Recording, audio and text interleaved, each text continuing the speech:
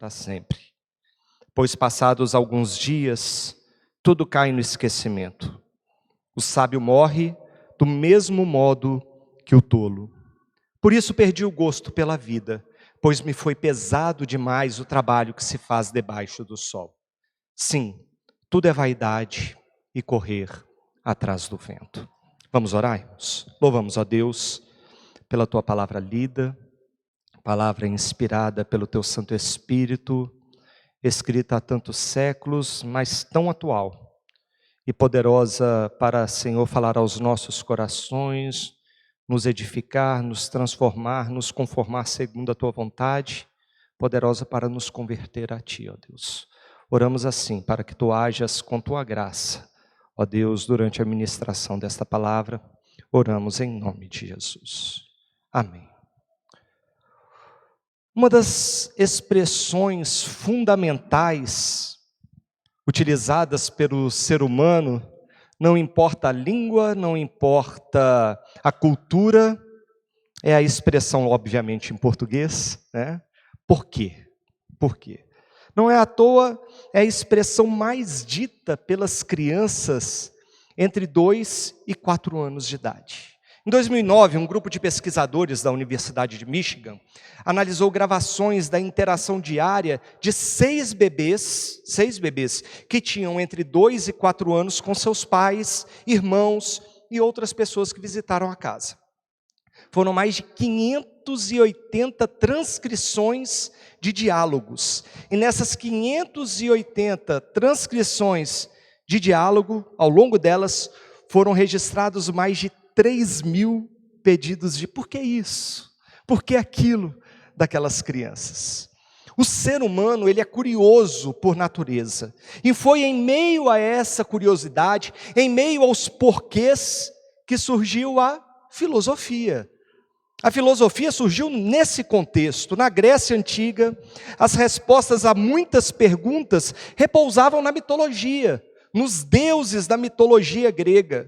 E os gregos acreditavam, por exemplo, que um eclipse solar era sinal da fúria dos deuses e que era o início de desastres e de destruição.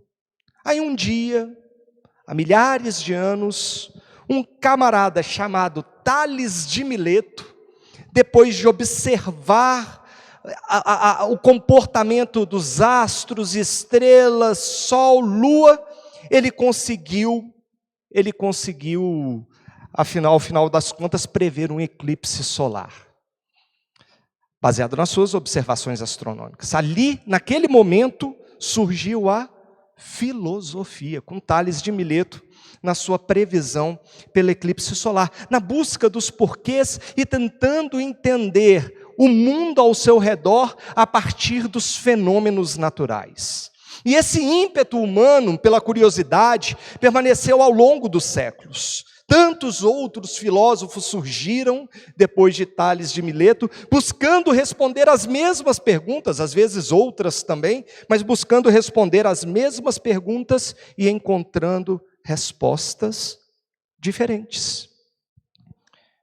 Hoje continua, cada um de nós, as teorias das ciências mais modernas continuam buscando respostas em meio a muitos porquês. Por exemplo, na teoria da administração, aqueles que estudaram administração de empresas, ou que estudam, se enveredam por essa área nas teorias da administração, deve-se perguntar no seu contexto de trabalho sempre o porquê das coisas. Sempre o porquê. Por que determinada coisa é feita? Por que aquilo é necessário? Por que então é feito de determinada forma? E assim por diante. Existe até um livro dedicado à administração que se chama Comece pelo Porquê. Como grandes líderes inspiram pessoas e equipes a agir. Comece pelo porquê. Por que as coisas são como são? Assim como aconteceu com os filósofos, Salomão, ao escrever o texto que nós lemos, dedica sua investigação à busca de resposta aos porquês da vida, a fim de entender o mundo. Ele trata da busca incansável da curiosidade humana às perguntas do seu coração e o resultado dessa busca por sabedoria. E é sobre isso que nós vamos meditar nessa noite, nesse momento, sobre a sabedoria debaixo do sol. Mas pastor, a gente já há alguns domingos, nessa série em Eclesiastes, nós vimos a respeito do conhecimento debaixo do sol. Mas o conhecimento, ele é sutilmente diferente de sabedoria. E nós vamos ver o porquê, E a primeira coisa que nós podemos perceber nesse texto que nós lemos, é que a sabedoria debaixo do sol não tem resposta para tudo. A sabedoria debaixo do sol não tem respostas para todas as perguntas.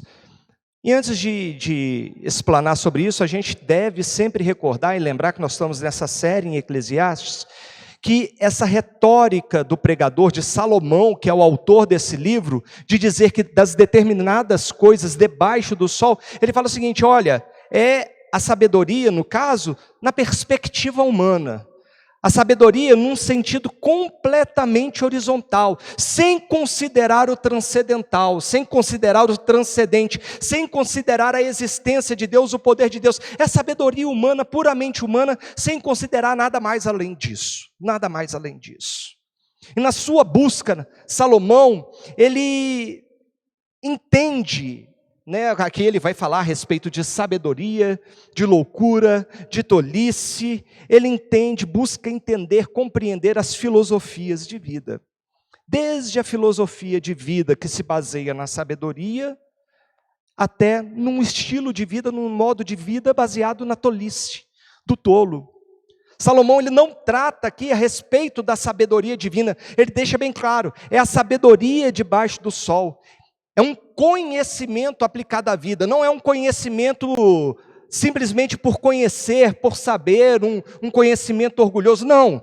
O sábio é aquele que conhece e aplica o seu conhecimento ao seu viver, numa perspectiva debaixo do sol. São os pensamentos humanos na sua melhor performance, uma orientação boa, moral, prática para o dia a dia. E nós podemos encontrar filósofos, nos próprios filósofos, um sistema de pensamentos cheio de virtudes. Por exemplo, em Platão.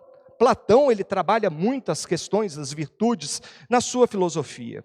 Por outro lado, a loucura, a estutícia, a tolice, e aí são duas palavras, parece que Salomão está dividindo em 3 tipos de estilo de vida, mas não, são 2, sabedoria e a tolice, a loucura que vem atrelada, que vem junta. E por outro lado, então, a loucura, a estultice, a tolice, elas estão ligadas a uma vida desregrada, pautada naquele pensamento, naquele estilo de vida carpe diem.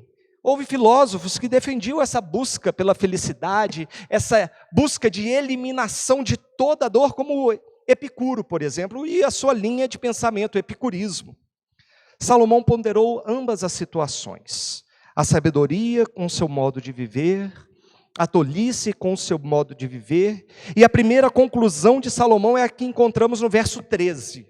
E no verso 13 ele diz o seguinte: a sabedoria é mais proveitosa do que a falta de juízo, como a luz traz mais proveito do que as trevas. E se nós analisarmos bem, olharmos para os conselhos sábios que recebemos, das pessoas mais velhas que vieram antes de nós, dos nossos antepassados, avós, pais, e aquilo que procuramos transmitir para os nossos filhos, viver de uma forma sábia tende a trazer mais saúde, tende a trazer mais riqueza, tende a trazer mais relacionamentos duradouros, tende a trazer mais prosperidade, tende a trazer uma vida mais duradoura.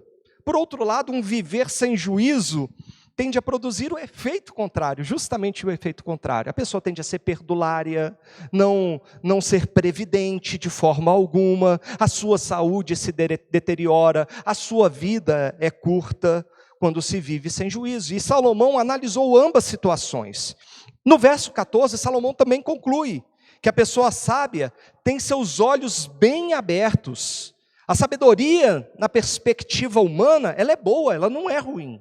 A Bíblia não está dizendo isso, que a sabedoria humana, a sabedoria debaixo do sol, a sabedoria nessa perspectiva meramente horizontal, ela é ruim. Não, não é isso que a Bíblia diz. Salomão diz que a pessoa sábia tem os seus olhos bem abertos. A sabedoria não somente ilumina o caminho, como amplia o espectro de visão, a capacidade de se enxergar, a capacidade de se discernir as situações. O tolo não. O tolo, ele caminha em trevas. Ele não tem luz e os seus olhos nada enxergam. Mas Salomão traz, enfim, uma terceira conclusão que confronta as duas primeiras, parece contradizer as duas primeiras. Mesmo quem vive sabiamente sofre os mesmos dilemas daqueles que vivem loucamente. Isso no verso 14, daqueles que vivem de modo tolo. A mesma coisa acontece com ambos, porque a sabedoria, meu irmão, minha irmã, ela é limitada, ela não tem respostas a todas as questões da vida e do coração humano, ela pode preencher o vazio ou o desejo pelo conhecimento ou por uma vida melhor até determinado aspecto, e tudo isso traz à luz a pergunta retórica que Salomão faz logo no início, no verso 12, o que poderá fazer o sucessor do rei? Salomão está fazendo uma pergunta retórica, dizendo, olha, eu sou sábio, eu tenho procurado estudar, eu tenho procurado respostas, e o que eu achei, eu penso o seguinte, aquele que vem depois de mim, o que ele vai encontrar que eu não encontrei? Nada. Nada além do que eu encontrei como resposta. O mesmo que outros já fizeram, já está colocado. Não há nada novo debaixo do sol. Tudo o que há já aconteceu, já houve algum dia. Você gosta de biscoito? Eu, quando era menino, eu gostava bolacha, né? Não é biscoito, não é biscoito, é bolacha, afinal de contas. Mas quando eu era menino, lá em Minas a gente fala biscoito. Lá em Minas eu gostava muito, muito de biscoito. E eu lembro que eu era menino, assistia lá, de tarde passava um programa de esportes chamado Minas Esportes na Bandeirantes, e passava a propaganda da Tostines. Você lembra da propaganda da Tostines? Eu lembro de uma, que era um camarada escalando um monte enorme, ele chegava no topo do monte, lá no topo do monte tinha um homem, um ermitão, um eremita barbado, barba branca, cabelo branco, meditando aquela coisa, e o homem escalando o monte lá em cima, chega e fala assim, mestre, Tostines, vende mais porque é fresquinho? Ou é fresquinho porque vende mais? Por favor, mestre, me dá uma luz. Aí na propaganda, na mesma hora, cai um raio naquele homem, e o mestre não fala nada, ele fica calado, não tem resposta. E o narrador disse o seguinte, qual será o segredo de Tostines? Qual será o segredo? É fresquinho porque vende mais, ou vende mais porque é fresquinho? Assim como a pergunta dos biscoitos Tostines, existem perguntas para as quais nós não encontramos respostas na sabedoria humana.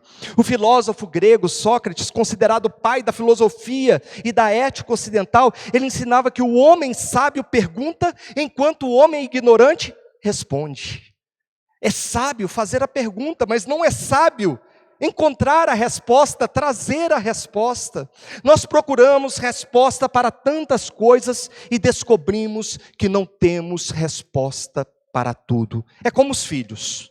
Você tem o seu primeiro filho, o primeiro filho você passa um sufoco terrível, e o menino cresce, é cólica, é icterícia, é isso, é aquilo, e é para mamar, e é para comer, e é febre, é doença, e você se adapta à criança como pai, você começa a conhecer os gostos da criança, você começa a conhecer a personalidade da criança. Aí o casal engravida do segundo filho, fala assim, vai ser moleza.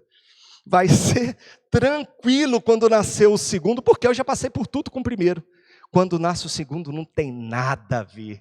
Você tem que reaprender a ser pai, reaprender tudo de novo, porque o segundo filho é completamente diferente do primeiro filho. Aqueles que têm só um filho e quer ter o segundo, é isso mesmo, tá? É desse jeitinho. Então, nós procuramos respostas para as questões fundamentais da vida e da existência, como os filósofos. Buscamos respostas para questões relacionais com a nossa família, com colegas na profissão, no colégio, na faculdade, nos estudos. Procuramos entender os porquês que nos afligem e descobrimos apenas que o sábio pergunta e o ignorante responde. Nós descobrimos isso. Não há sabedoria humana, sabedoria debaixo do sol que possa responder plenamente às mais inquietantes questões que trazemos no nosso interior. Mas a gente já sabe que isso é a sabedoria debaixo do sol, mas que existe algo além do sol. Existe uma sabedoria que transcende a nossa capacidade de compreensão, a nossa capacidade de cognição. Existe um conselho de Deus que traz respostas às questões fundamentais da vida. A nossa confissão de fé, a confissão de fé de Westminster, afirma que todo o conselho de Deus, concernentes a todas as coisas necessárias para a sua própria glória e para a salvação, fé e vida do homem, ou é expressamente declarado nas Escrituras, ou pode ser deduzido dela. A palavra de Deus não se propõe a responder tudo, todas as questões do homem. A palavra de Deus não é um manual de vendas, não é um manual de odontologia, não é um manual de marcenaria, de construção, ainda que possa existir princípios nela, mas ela se propõe a responder questões que visam a salvação, a fé e a vida do ser humano. E a grande resposta que a palavra de Deus, que as Escrituras, que a Bíblia apresenta, é Cristo. Cristo é a chave para a compreensão da palavra de Deus. Cristo é a revelação de Deus. Cristo é a resposta às questões do coração humano. A filosofia pode te mostrar um conhecimento que, aplicado à vida, pode trazer bons resultados ou não. As ciências humanas podem trazer um estado, um bem-estar emocional e físico. As ciências exatas podem revolucionar tecnologias, aproximar distâncias, prolongar a vida, mas só Cristo pode trazer respostas ao homem sobre a sua origem, sobre o seu objetivo, sobre o sentido da sua vida, o seu destino e esclarecer as mais apavorantes dúvidas que pairam sobre o coração humano. Cristo, que é a sabedoria divina, a manifestação do conhecimento de Deus. Nós temos isso na pastoral hoje, falando a respeito justamente dessa sabedoria divina. Cristo, Ele é a resposta fundamental para o problema do ser humano. E o problema do ser humano fundamental é o pecado. Cristo morreu na cruz para nos livrar, nos trazer a libertação do nosso pecado e sermos assim salvos para vivermos com Ele. Mas a sabedoria debaixo do sol não tem resposta para tudo. A sabedoria debaixo do sol não tem inclusive resposta para a grande incógnita, para o grande enigma, o grande dilema que todo e qualquer homem um dia enfrentará. E este é o segundo ponto que Salomão apresenta. A sabedoria não pode nos livrar da morte. A sabedoria debaixo do sol não pode livrar da morte. Isso do verso 15 ao 17, acompanha comigo.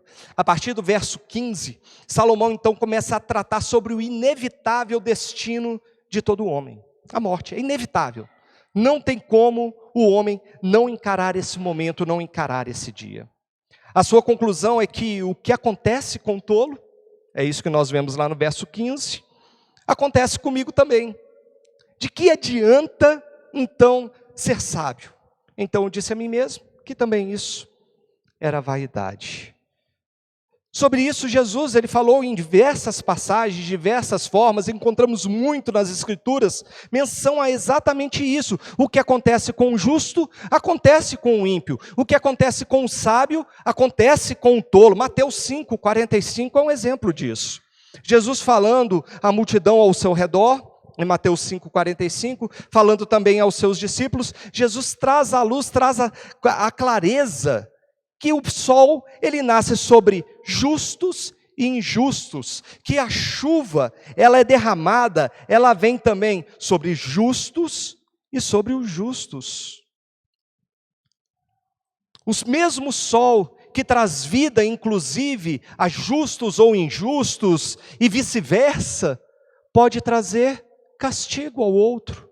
como a gente vê no sertão nordestino, no norte de Minas Gerais, lá em Madagascar, os nossos irmãos sofrendo com a seca, pedindo oração, o contato que temos com o missionário Fernando Basso. O mesmo sol que abençoa é o sol que pode castigar. A chuva que vem sobre injustos pode servir de dor para os justos e vice-versa. A mesma chuva que cai sobre plantações, que faz regar a terra, que faz a planta dar o seu fruto, é a chuva que cai em Petrópolis, que arrasa a cidade e que ceifa vidas. Justos e injustos, sábios e tolos passam por altos e baixos na sua vida. São coisas que fogem ao seu próprio controle, à sua própria capacidade de dirigir, de escolher, de fazer. E Salomão então conclui que sábios e tolos sofrem as mesmas dores e gozam também dos mesmos benefícios divinos. E ele se questiona: de que adianta então ser sábio? Para que ser sábio, se o fim é o mesmo? A morte, meu irmão, minha irmã, vem para o sábio, vem para o tolo, e nem o sábio, nem o tolo depois serão lembrados, serão recordados. Num dia eles morrem, no outro dia já passaram. O sábio morre do mesmo modo que o tolo morre. Em Mateus 6, 27, Jesus afirma aos seus discípulos que o homem não consegue acrescentar um côvado à sua estatura, que ele não consegue acrescentar um tamanho de um antebraço, que era isso que era o côvado, aproximadamente 45 centímetros, a sua própria altura. Mas Jesus não está falando de ninguém ser grande, ser pequeno, ser alto, não é isso não. Jesus está falando que o ser humano não consegue acrescentar por si mesmo um minuto, um segundo, um milésimo à sua vida. Quando chegar a sua hora é chegada. E ele vai ter de encarar a morte olho no olho, não tem jeito, não tem solução. E Salomão, por fim, ele arremata: a vida debaixo do sol não vale a pena. Eu perdi o gosto pela vida. Tudo se tornou pesado demais debaixo do sol. Tudo é vaidade.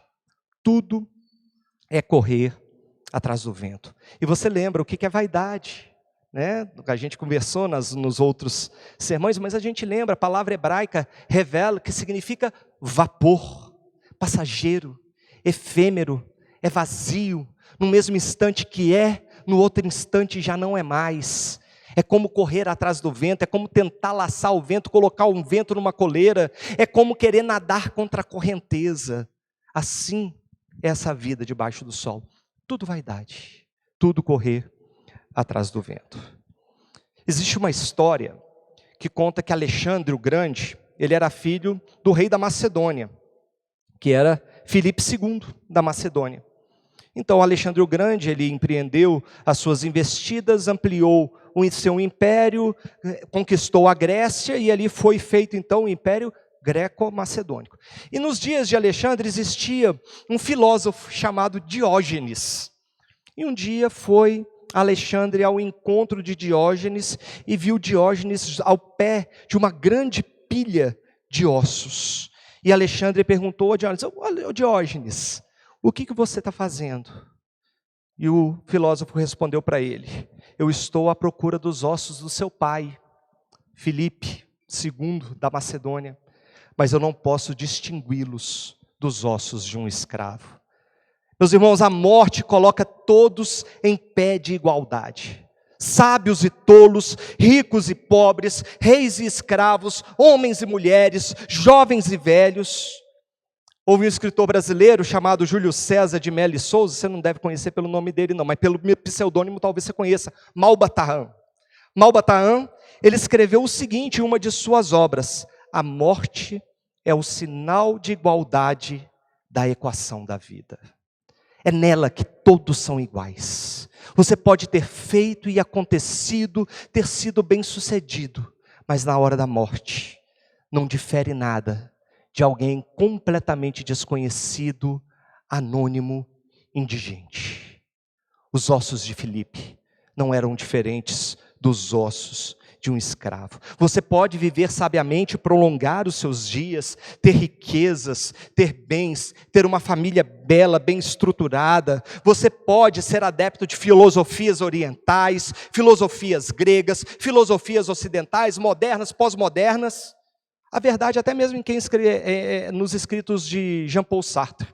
Jean-Paul Sartre foi um filósofo existencialista pós-moderno, e ele disse o seguinte: a vida deixa de ter sentido no momento em que perdemos a ilusão de que somos eternos. O ser humano acha que é eterno, acha que nunca vai morrer. O jovem é assim, né? O jovem se aventura, o jovem ele não mede as consequências dos seus atos, ele acha que é eterno. Mas no momento em que o ser humano perde a ilusão de que ele é eterno, a vida deixa de ter sentido. O medo da morte, meu irmão, minha irmã, é a ansiedade fundamental do coração humano.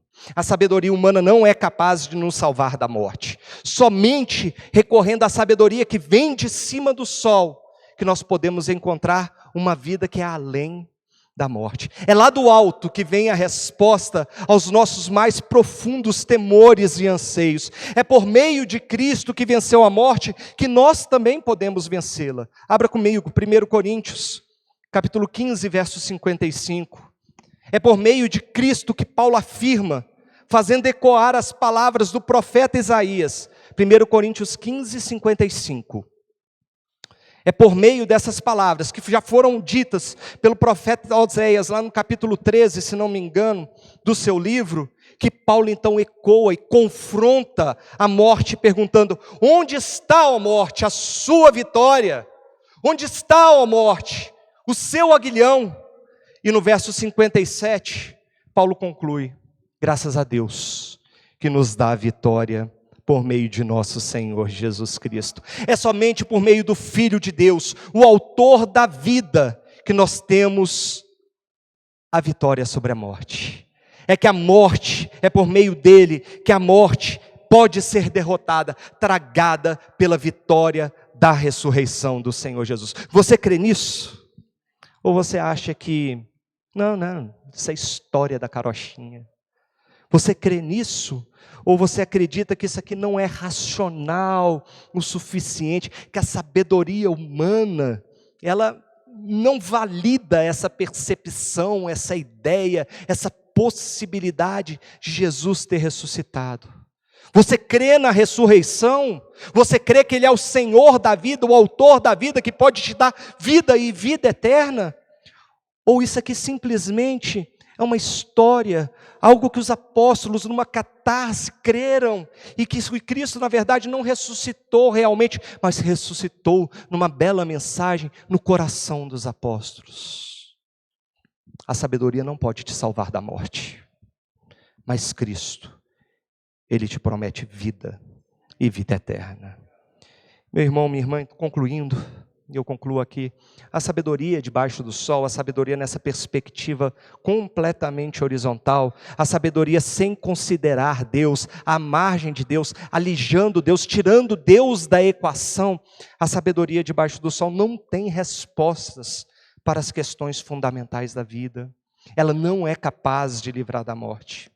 Cristo é a sabedoria divina, Ele é a resposta aos dilemas do coração do homem, Ele é a própria vida em ação. Ele não somente livra da morte, mas Ele dá a vida, e vida em abundância, vida plena em todos os sentidos, não só de duração, mas de qualidade. Sem Cristo, a vida é aborrecida.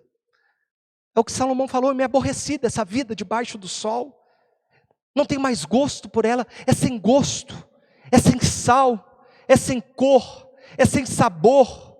Mas com Cristo, a vida ela tem novos contornos, novas cores, novos sabores, há um sentido completo quando vivemos a vida com aquele que é o autor da própria vida. Porque esse é o sentido de todo homem, andar com Cristo. O sentido da vida, a finalidade principal de todo ser humano é andar com Cristo, é adorar a Deus, é se alegrar em Deus por toda a eternidade, na vida que Ele tem, na vida que Ele nos oferece, na vida que é além da morte e numa sabedoria que é além do sol. Amém, meus irmãos? E esta a meditação para nós nessa noite.